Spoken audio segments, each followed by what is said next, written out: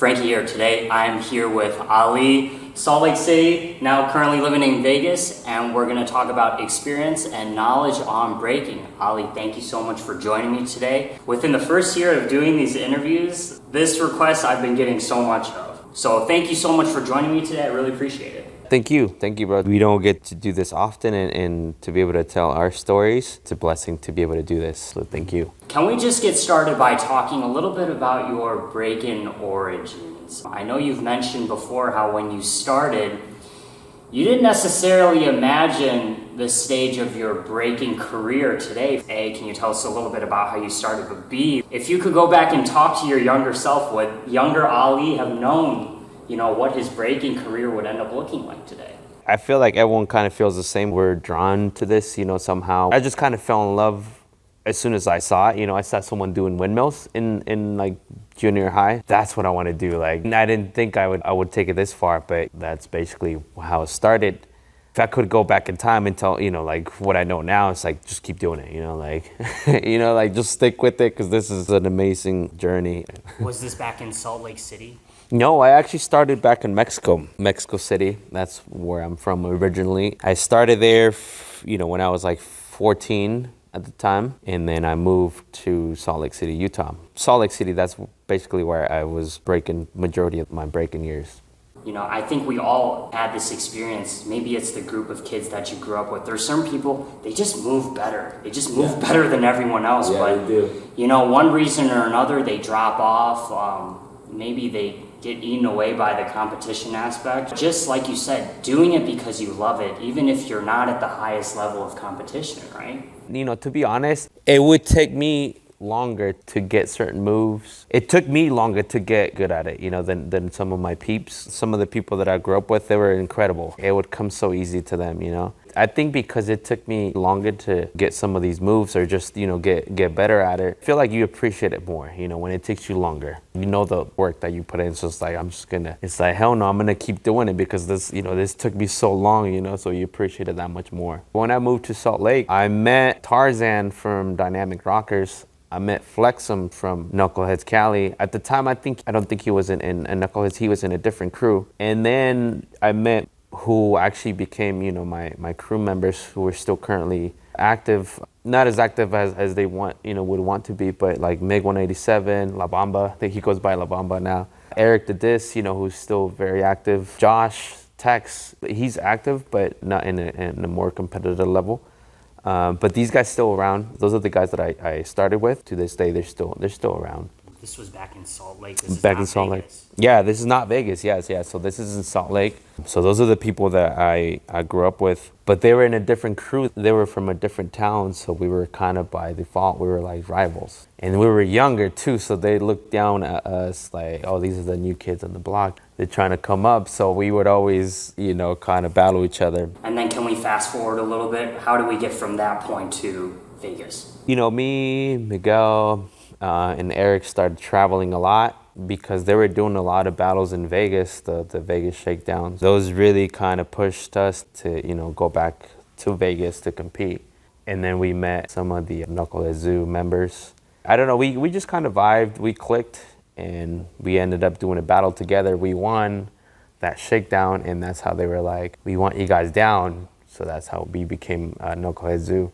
How far is Salt Lake from Vegas? It's not that far, at least for me. 6 hours driving, like an hour flight. For a lot of people, like in the East, they're like, oh, that's a long drive, because they're so used to everything being so close, like, 2-3 hours away. To be able to hear this story just makes thinking about KHC that much cooler. I mean, I want to say starting from like 2010 to like 2015, that era of just that sweet spot where people were really repping from your guys' squad at these battles. And then stylistically, like you guys have this kind of crew approach too, you're matching each other's energy. Now that you're kind of reflecting on all this, some of the big lessons or big takeaways from, thinking about all this stuff.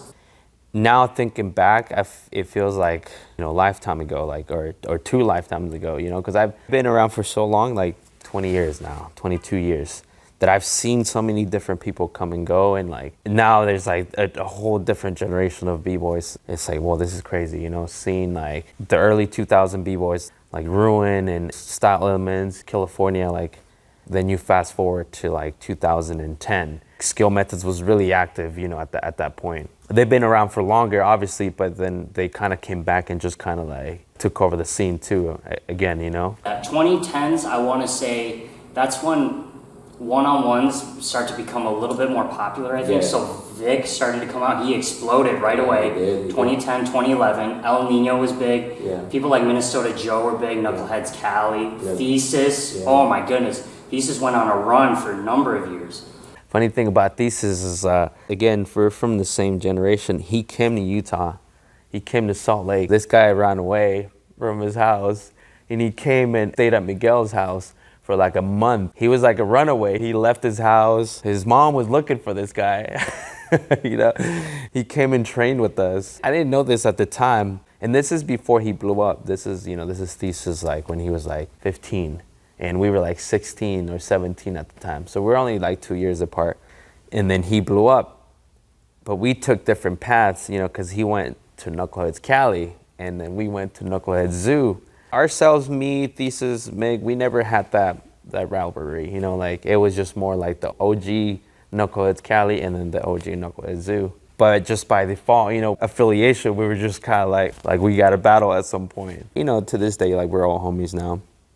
What year was that? Do you remember? How did he know to find Mig? 2006, 2007. Oh, okay. I think they met because Mig went to a battle in Tucson, Arizona. Okay. So that's how they met, and they were like, oh, I really like this guy, and that's how they met. And then Thesis was like, I'm gonna go to Salt Lake. He's a wild kid, you know, so again, I've seen so many different people, so many different, you know, styles of breaking that it's just like, man, it's like, how old am I? Yeah. How important do you think it is if younger guys can study the history from generation to generation? I mean, stylistically, to help their dance. I feel like a lot of these kids, they are doing their homework, but they're only going back so far. I feel like they need to go back further. I feel like I was the same, you know, like I was only studying like the, you know, the Moys, the Boys, the Ruins. Eventually I went back further to why they were doing the things they were doing. You know, I look up to like Ken Swift, and then you're like, well, who does Ken Swift look up to? Obviously my approach, I still try to apply that new school approach to it. But I feel like I'm always going back to like, okay, like why are they doing this? Why do they look like this? I love like the old school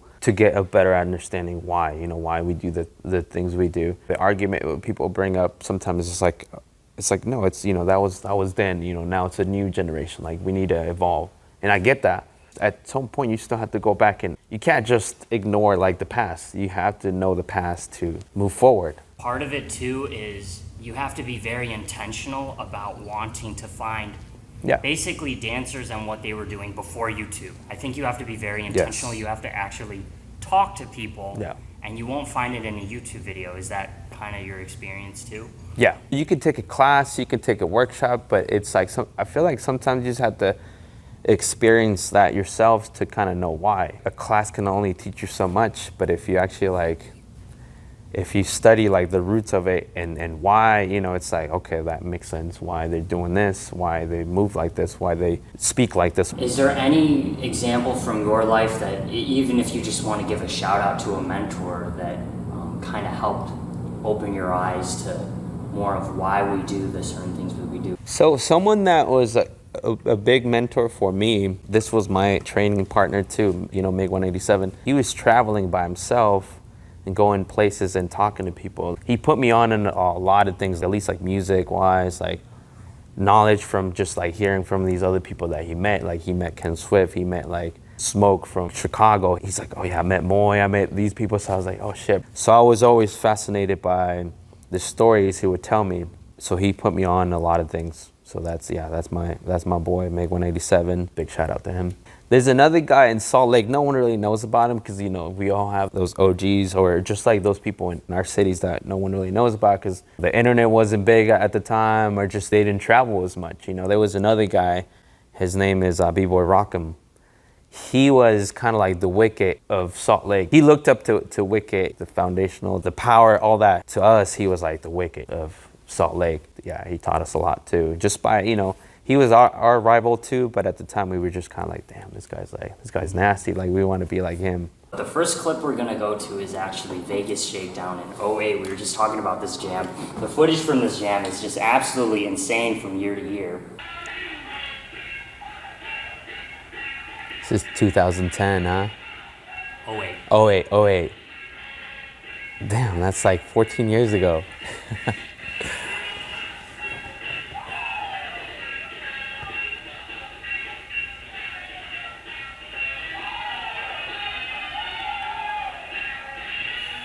Man, it's funny because some of the signature moves I still do, but it's like a completely different approach now than what it was back then. And I remember this battle too, battling Full Force. I think that was the peak time for like competing in Vegas, at least for those crews like Full Force, Knucklehead Zoo, Battleborn, House of Reps. Rocksteady at the time, there was a Rocksteady chapter in Vegas. So those were like the 5 crews at that time that always like, okay, it's one of these crews that's going to end up in the finals. So now, whenever that happens, it's just like a classic. Originality is such a big discussion point for us breakers. It can be a contentious one. What you're describing, when you're prepping for a crew battle, stylistically, how you prepare for that is different. I think that crew battles, like you're saying, because crews used to be huge, during this time. Like, it doesn't easy, right? How you prepare for that, people really get to specialize in what they're good at. Whereas now, maybe, if there's more emphasis on an individual level, you're trying to be more well-rounded. So in that way, I feel like that's part of why people say back then people were a little more original, maybe. Yeah. What do you think of that? It's very true. Now, it's a whole different approach. There's a lot of one-on-ones. Back then, you were so good at one thing, so if you're a power move guy, that's all you did. You can kind of see it in this battle. It's like, we all have that one guy. I think at some point in the battle, it's like, okay, we need to send like the blow up guy. So, we send out Ben, or we send out Mig, so it's like, you can kind of see it, like the progression of the battles. We always kind of had like a role to play. To this day, I mean, people are still trying to be original, no matter what. But at that time, bro, like it was like, people took pride in that. People would get into fights for that reason. Emotions run high in a battle, and then so you're like so emotional, like that's my idea, so something would happen, you know what I mean? Yeah. And I do want to say another point too about comparing scenes from 2008 versus today. I do feel like crew battles are kind of making a comeback a little bit. Yeah. I think they realize it's like, shit, we need to bring that back. It has some type of energy that you can't really create in like a 1-on-1, a 2-on-2, or even a 3-on-3. It's just like, when you have your whole crew. I like battles that it's crews only. Not super crews, it's just like crews only. They're doing B-Boy Summit this year, but it's like crews only. Because it shows the chemistry and it shows like the history. Because when you enter with just like a bunch of random people, it's like, it's cool, but it's like, I don't know, sometimes it doesn't feel right, When you enter with your homies, it's like you can't really replicate that type of energy and chemistry that you have with them, with other people that you just kind of met up the day of. Okay, we're gonna jump forward in time a few years. This is actually the first footage I ever saw of you, R16 North America.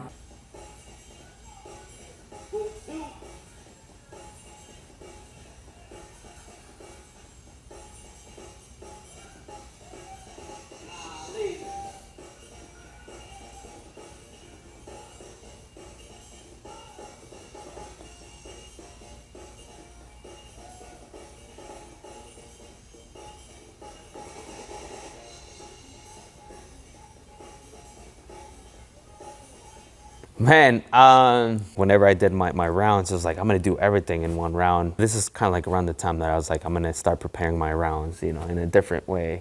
This time, the one-on-ones it started taking off. This is around the time where I was like, okay, I wasn't so worried about like anyone else. It's just like, this is kind of my journey now. This is my approach. So this is kind of like what I'm going to do now, moving forward.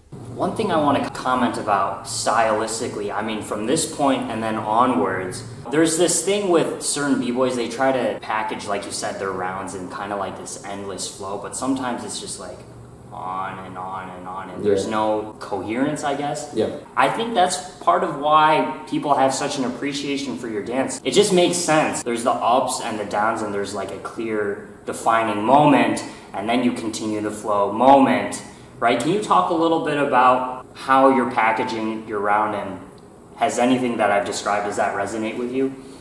Yeah, absolutely. So yeah, it's funny you say that because I do see that a lot, especially now. You know, like I see people that just kind of do like these endless rounds. It's just like, you know, on and on and on. It's like what you're saying. It's like you put it on a sentence. You know, like you want this sentence to make sense. So you want that period on there at some point, you know, to kind of like make a statement. So that's basically the way I look at it. It's like I do my rounds. You kind of doing the round and then make a statement at some point, and then you keep talking. So it's like, you know, like you're making a sentence. I also look at it like when you're boxing, you know, like you're not always swinging, pacing, a few jabs here and there, the big punches, you know, it's like stuff like that, you know what I mean? So I try to, you know, make it make sense. I taught a workshop yesterday, and that was kind of one of the things I was trying to teach the kids. I was like, try to make it to where it's like you're not just constantly just going and going and going. Make sure that you make a statement at some point, you know what I mean? And then you keep going. We're jumping forward in time to 2021 now. Now, this battle was the talk of the town for at least a couple weeks. The following year, Squid wanted a rematch. Unfortunately, you know, Ski wasn't able to make it out, but yeah, they wanted like a rematch from it.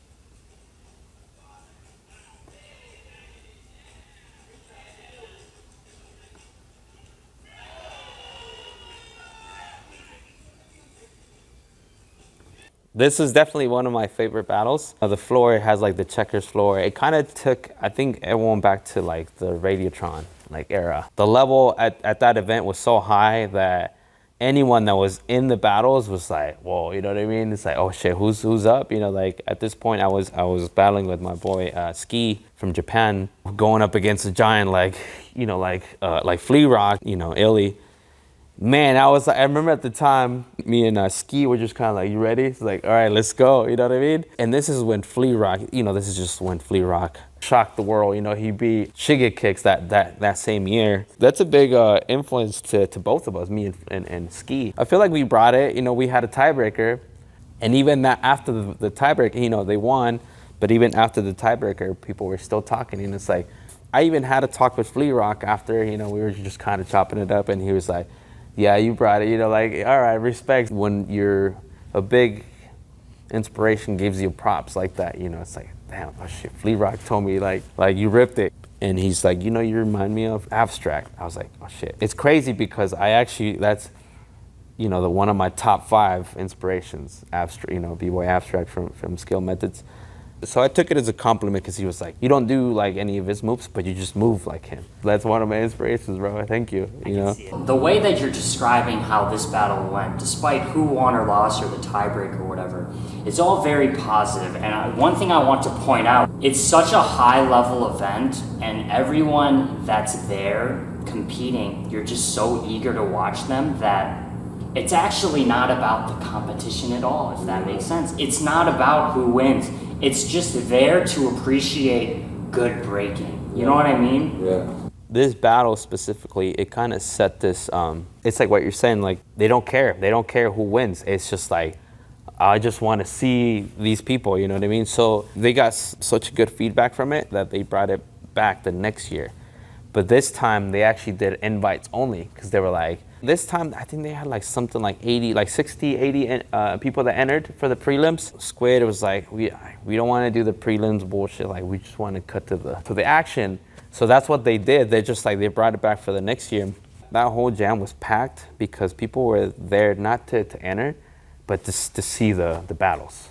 And you can even kind of see like in the background, like outside, people were like trying to watch from the window. Actually, after this battle, I actually stayed in the crowd because I wanted to see the other battles. So I was like, fuck this, I'm just gonna sit here, you know what I mean? I got to see, you know, like Flea Rock and Rockstrike. It was legendary. So again, you know, this whole battle, the checkers floor, it was like, this is like, we're watching like history right now. By far one of my favorite jams. So this is BC1 22.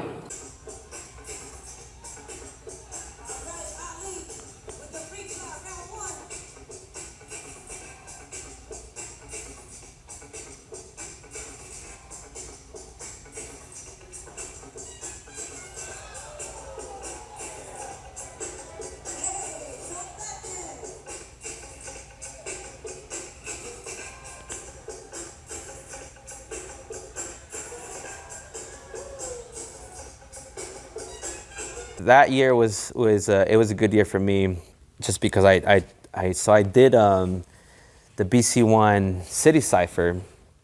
I took that one, and then I did the regional cypher, and I took that one too, and then I did the finals, and then I ended up taking the finals too. So it was just like, you know, a big build up for me, you know, going to the other world finals. Yeah, man, it was a good day for me. This was just like 2 weeks after my dad passed away too. So it was like, this battle was a lot, you know, a lot of emotions running. So it was a good day. It was a good day for me. How do you think you did that day overall? At this level, when you're in, like, you know, in any nationals, it's like, man, it could be anyone's day. I think it was just my day. Yeah, because everyone in that bracket was so talented. I was like, man, it could be anyone, really. Yeah, because I think at that point, everyone has the skill, you know, to win that whole thing. Obviously, some people work harder than others, but it's just, again, it's sometimes it's just like whoever's on that day. You know, before, I think I used to get nervous. Now it's just, you know, when I go up there, it's just kind of like, you know, it's just another battle for me.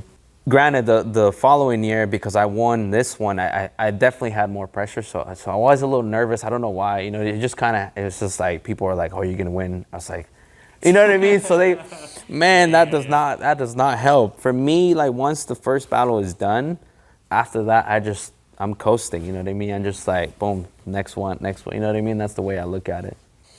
I remember, like, seeing everyone just warming up, and I just remember being like, yeah, everyone's hella good. I was, you know, because we're all in the green room in the back, so we're all just kind of warming up and just kind of, and you know, I remember seeing, you know, Gerson, Gravity, like all these people, Mace. I was like, you know, Hijack. I was like, damn. But I'm also like, yeah, but, you know, like, I'm here for a reason too, so it's, you know, we'll see what happens. Do you have any other pro tips for just in terms of just being more successful the day of the event? I think the biggest challenge, I think, for a lot of people is the stamina. You know, because a lot of these guys, like, some of their arsenal sometimes is better than others, but it's like, is if you're able to execute throughout the whole night, or even just for that one battle, like sometimes, you know, 2 rounds, 3 rounds, people sometimes, you know, they get gassed out. And I see it all the time, being from Salt Lake, you know, because the elevation it's higher than other places.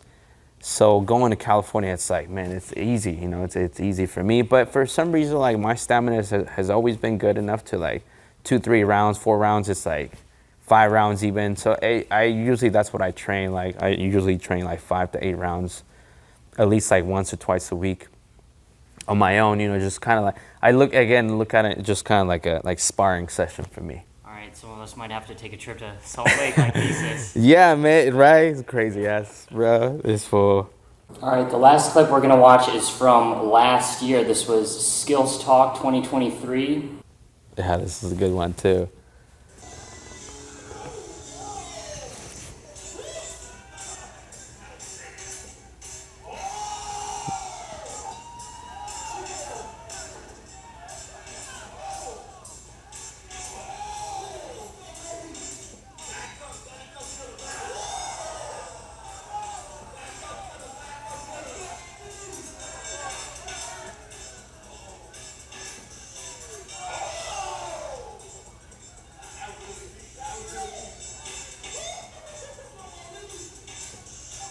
I just met up with these guys from Kazakhstan. Obviously, I've known them for a while, but it was kind of like we just met up like last minute. They needed a 5th person, It's funny because originally I was supposed to have a different squad. None of them showed up. It was supposed to be me, Flea Rock, Ilson, Yuri, and Luca from Full Force. People were like, "You guys are entering." One of them, fell through. The other one fell through, and then next thing I knew, I was there by myself. The guys from Kazakhstan, which I'm really good friends with now, they were like, "Yo, Ali, are you entering?" I was like, "No, my freaking squad fell apart." So they're like, "Oh, we need a fifth." So I was like, fuck it, I'm your fifth. You know what I mean? It was meant to be. It was meant to be. So that's the way I look at it. So it was meant to be. I feel like only a few people bring out like that kind of energy out of me. And I think so. Weapon X, he's always my little bro right there. Those guys always come with the heat. You know what I mean? They don't play around. They always kind of just come at you swinging. It was the good exchange between me and him. Both of you crews had some really crazy battles up until this point. Yeah. And it's so clear both of you wanted this final battle. So. Yeah, actually, it's funny you say that because it's like, yes, actually, now thinking back, they battled the Koreans. Fusion MC. It's funny because those guys, they were filming Fusion MC. It was like a show. It was like a TV show. And I think they were expecting to win the whole thing. Because they had like a bus. They actually had a bus of people. Like they had a bus full of people with like K-pop stars and like a film crew just following these guys around. And it's funny because California, they were like the underdogs. For some reason, they were the underdogs in that battle. But they actually beat them. And I was like, oh, damn. And we battled Monster Squad, the Monster Team. That was a tough one because they had their A team. They had Gravity. I think they had Zeku. They had Nels. They had all of them. And then we ended up in the finals. And then so at this point we're like, all right, it's like it's on because we both just had like a final battle right there, in the semis. So now it's the final battle. The last question I have for you, Ali, before we adjourn today. We talked a little bit about crew battles within the last year. They're kind of making a comeback. And then we also talked about, just some of the great things that came out of crew battles, earlier on in the 2000s. I want to focus a little bit more on, let's say, MZK, Knucklehead Zoo. What can you say about a young dancer that might be trying to navigate who they want to get down with? Nowadays, it's so like it's such a like this dance is such an individual dance that by default, I think people just happen to enter with just whoever they can enter with, right? Or whoever's at at that level, or you know what I mean. People forget about like representing certain aspect of it, certain aspect of their dance. For me, at least, like nowadays. Yes, I'd like to compete. Yes, I would like to win. But it's like sometimes I like to represent with the people that I want to, that I vibe with. I don't really call it a crew MZK, Mighty Zulu Kings. I look at it more as like a family. I like entering with these guys, regardless of the outcome. We still represent it. Our style, we represent it, the essence of Breakin to the fullest. There are other things worth doing this dance for than just winning. Yeah. And again, I think because it's so about individuals now that I think it's why they don't have as many crew battles anymore because it's just all about just that one individual, But I think now they're trying to bring it back because they realize, or people are realizing, it's like, you know what, man, just like, we need to bring these crew battles back because they have these energies that just you can't really replicate with on a one-on-one. A one-on-one is so like the conversations are so different.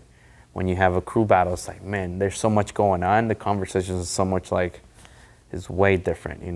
What is this feeling of battling with someone like Born? What would you say you guys are trying to represent? I feel like we just kind of clicked from the beginning. I've known him since like 2016, 2017.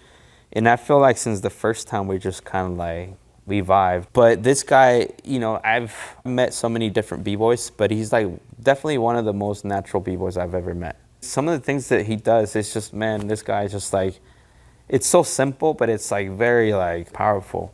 He could do like a CC, he could do like a hook and still make it look like something else, you know what I mean? When I enter with this dude, it's just like, man, I'm honored, to enter with someone like that. And now that we're in the same crew, it's just like, yeah, I'm always like, yo, Born, let's rep. And he's like, Ali, let's do it. You know what I mean? And when you talk to this dude, it's like, man, it's like this fool's, he lives it, he eats it, he like he's a hip hop head, bro. Like this guy. And I think that's one thing I learned from him is like, he don't care about winning. This guy does not care about winning. He just wants to look tight, basically. You know what I mean? So I'm the same. So I'm like, bro, yeah, let's just rep, And if you're that authentic and you're that honest, you might end up winning anyway. Yeah, actually, you know what? And sometimes, we've been there where it's just like, oh shit, we're here. You know what I mean? Like we made it this far, so let's try. But yeah, it's going back to what you just said. It's like, I think sometimes people forget about like the just being authentic and just like they're trying to play into the mass. When was the last time like Born won a battle? It's like I can't really think of, but it's like he's so iconic that it's like people don't care about that. You know what I mean? People just like him for who he is. Ali, thank you so much for your time today. Man. We're pretty much going to wrap it up today. Do you have any closing thoughts before we adjourn here? People always come up to me and it's they always ask like, what's your goal? Like what do you want to do? Honestly, like I just want to keep doing this for as long as I can. Like it's been an amazing journey. Like 23 years now. Honestly, I just want to keep doing it for as long as I can. Sounds good, man. All right. Well, that's going to do it for today. Ali, thank you again for your time. Safe travels back home. Good luck with everything in the future. And we're out of here. Peace.